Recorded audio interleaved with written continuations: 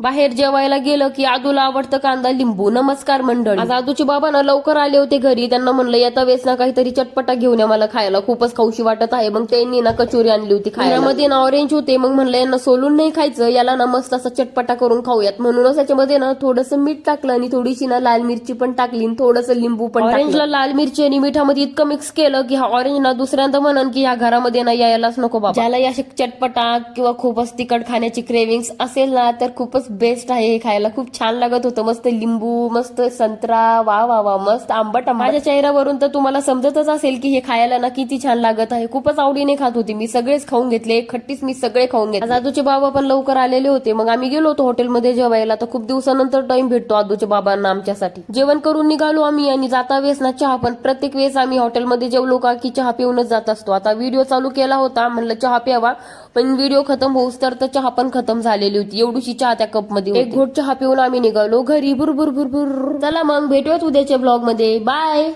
Bye.